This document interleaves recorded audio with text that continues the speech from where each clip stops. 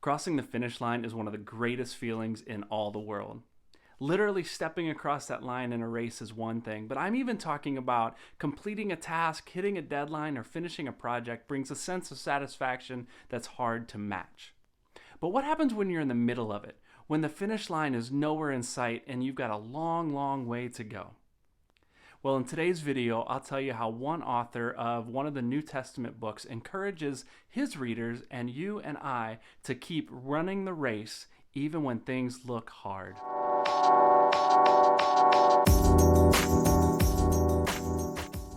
Welcome back to the channel. My name's Brian and this is Practically Biblical. This channel is all about sharing stories of Scripture and offering practical insights that I hope will encourage you to dig in and explore more of the Bible for yourself. If you hit that subscribe button, these videos that I release every week will show up right on your YouTube homepage when you sign on. If you like this video or any of the others that I've posted, go ahead and hit that thumbs up button. The more people hit that button, the more people will see these videos. Enough about that though, let's jump into today's story. Well, I used to run, like a lot. Not a lot. Like I never did anything crazy like run a marathon or anything. I did half a marathon and I was pretty proud of myself for that. But I never loved to run. It was always hard for me. That is until I learned how to do it, how to run. And I'm not talking about just putting one foot in front of the other a little bit faster than walking.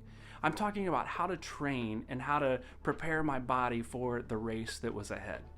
Then I fell in love with it. But as much as I loved to run for a time, I had days that were difficult. I would get out on runs where I was far from home. I was miles out and I was exhausted and I was running at that point on shaky, weary legs. And I wanted to quit, but I couldn't because I was miles from home, miles from the finish line where it was okay to stop and rest. And so in those moments, my strategy was this.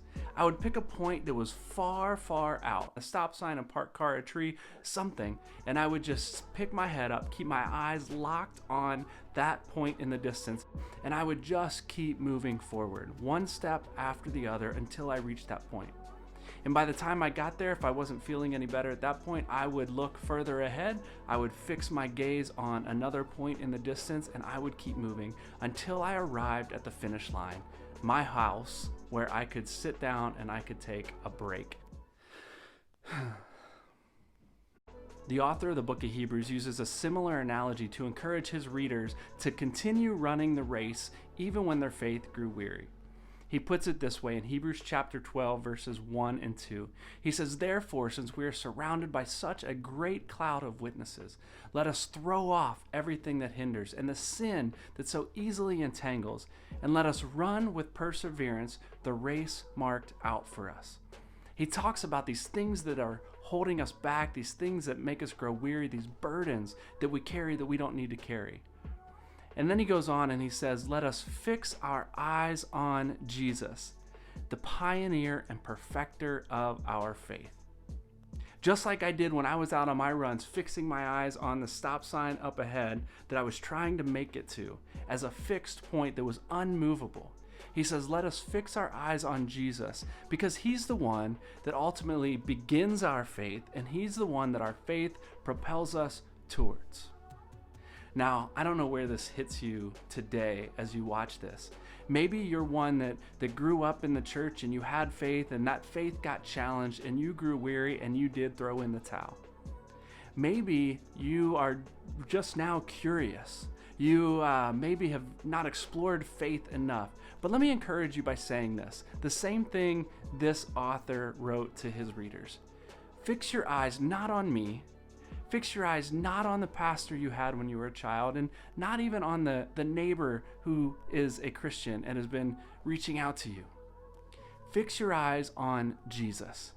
He is the pioneer, the author of your faith and my faith, and he's the one that will perfect it. Not me, not you, not anybody else. Let us fix our eyes on Jesus, the pioneer and perfecter of our faith. And if we do that, he's standing at the finish line, waiting for us with open arms.